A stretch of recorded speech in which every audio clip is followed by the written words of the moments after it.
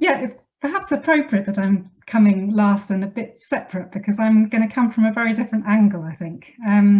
What I wanted to bring to the discussion was the concept of networks, and it's actually coming back to complexity and messiness, but from the perspective of seeing how anything local in Camden has to be seen in the context of how it fits into a much bigger whole. So I suppose the City of London as a system. And I think it would just be great to kind of consider network thinking in all the different aspects of Camden Renewal and how it pans out in the future. But I wanted to speak to two different mission statements in particular. Again, I'd like to come back to streets. So this mission, I think it's great for Camden's estates and streets to be creative and sustainable. And also the idea about young people having access to economic opportunity. And in both of these missions, I think networks come into it. So firstly, street networks. So I'd like to build on what Dan's already been saying to kind of start thinking about how streets or local streets fit into a much bigger pattern of movement, of pedestrian and vehicular movement in cities. But also how, if you're actually thinking about young people and how they have access to economic opportunity, it's not just about kind of building the economy locally and thinking about how that works, but also thinking about how to connect young people into much bigger kind of social and economic city networks. So firstly, to give you a street network, I don't know how many people are familiar with space syntax. I know that Camden Council has worked on space syntax before as part of master planning. And in fact, space syntax is a product of Camden. It came out of UCL's architecture school back in the 1980s. And it's great to have Alan Penn on the call because he's one of the kind of key figures in the development of space syntax. But what it does is it tries to think about streets as part of this big network that is a city.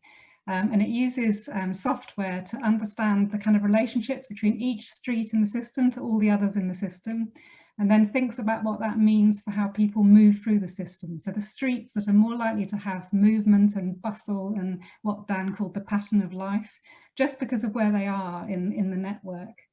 So here we've got a network of Camden, so you can actually see Camden streets, and those in red are the ones that are more likely to be full of movement and bustle because they're the ones that kind of encourage the through movement through the system.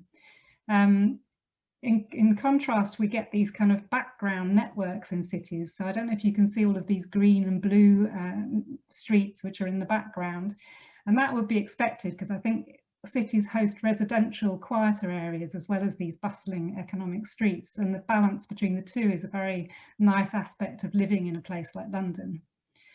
What happens, unfortunately, though, particularly post-war, when you look at the development of some of the kind of housing estates, which I guess are of concern in Camden, is that you do get parts of the urban system that are kind of shot off from all of the rest of it. So they're kind of sectioned off from some of these patterns of movement flow that happen in cities.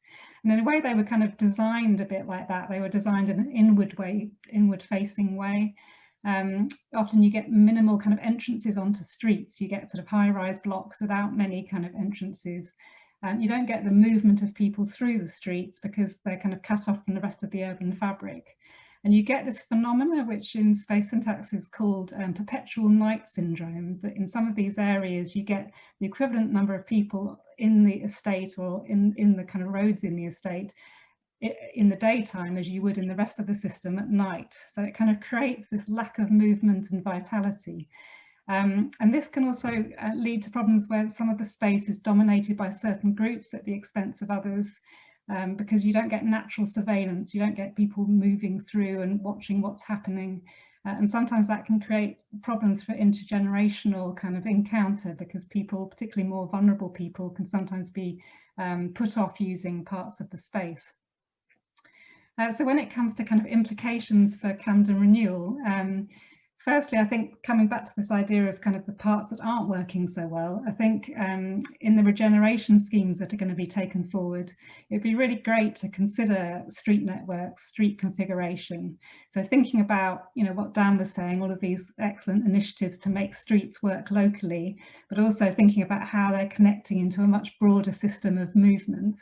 And I think that can be done. Space syntax has been used in the past as part of community-led initiatives. So young people can help with the mapping. They can actually be involved in kind of opening up estates to this type of regeneration.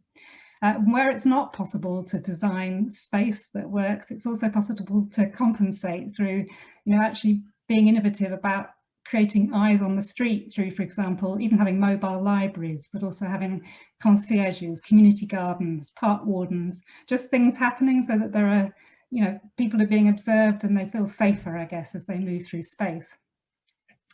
But the other angle of this is to think about the streets that are working. So thinking about the high streets in Camden Borough, thinking about all the bits which do host a lot of activity, and thinking about building on that. So if we're thinking about the design of the 15-minute neighbourhood, I guess the idea is to make sure that things are positioned in the street network so they can take advantage of the maximum number of movement, of the maximum amount of footfall, because that will create things which are sustainable in the longer term.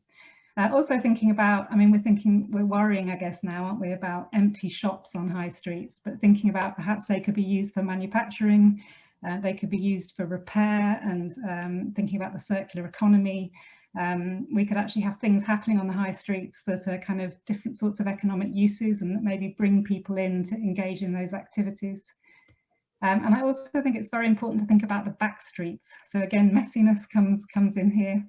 I think when we're thinking about creativity, and this was part of the mission statement about creative streets, creative estates, we need to think about these kind of cheaper, messy buildings and residual spaces that you get in cities. And I've been doing some research on railway arches in London, which are fascinating spaces. And I know that there are quite a lot of railway arches in Camden. I think there's talk about these being developed, even a High Line in the borough, which is quite exciting. And what's good about these spaces is that they're kind of unfinished. They're kind of often in rows where you get kind of a bit of movement and conversation between the people who are working in the arches. But actually they're kind of like a blank slate inside. People kind of often put mezzanines in, they adapt the way that they're used. And actually even the arches that I've looked at, about a quarter of them were manufacturing spaces, but there are all sorts of other types of use, and you can actually open up kind of opportunities for creative things to be happening, particularly by subsidising these spaces, I think. Now they're owned by a private landlord. I wonder whether the council might think about community leases or ways of actually enabling young entrepreneurs, startup entrepreneurs, to come in and use these spaces as part of a kind of inclusive approach. So I want to come from a complete different angle now and think about economies as systems as well. So we've already heard about different approaches to the economy, which is quite exciting. But I also wanted to present the economy to you as a kind of complex system in its own right. This is some mapping I've been doing, looking at kind of how all the different sectors in an economy, in an urban economy, so this is for Greater Manchester, this network here, are actually interrelated to each other. So we often think of it like a policy silo of each sector on its own, textiles or chemicals. But actually, if you look at this diagram, you can see there are lots of interdependent interlinkages, and this is actually labour flows between industries, predicted labour flows that might happen in Greater Manchester, given the relatedness between these different industries. And one of these network diagrams is being prepared for London as we speak, so I'd be very happy to share it with you. And there's a message for economic renewal here. So those nodes which are in darker colour and darker font are those ones which are concentrated already in Greater Manchester as a city. But there are those proximate to them which actually they could be sharing skills and labour with. They could draw on common labour pools to develop in the future as part of diversification, and maybe diversification towards greener industries or industries that are more promising for local people. But I think it's also very important thinking about these interconnected economies when we're thinking about opportunities for young people. So we need to be building up skills in education locally, which isn't just siloed, it's actually thinking about flexibility capital. So you're allowing young people to develop skills that allow them to go across sectors as they develop their careers.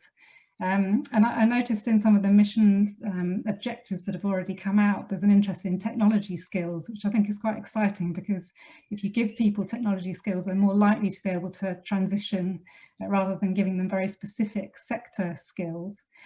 So this could be kind of tech hubs, but it could also be maker spaces. I think given the kind of need for circularity in the economy, the kind of need for manufacturing might well come back into urban areas as we think about how to repurpose material objects. And to conclude, my last pitch for networks is about social networks.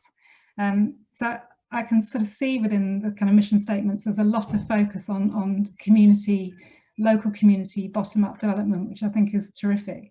But I think one of the things to bear in mind is that people often get ahead in life through their kind of citywide networks.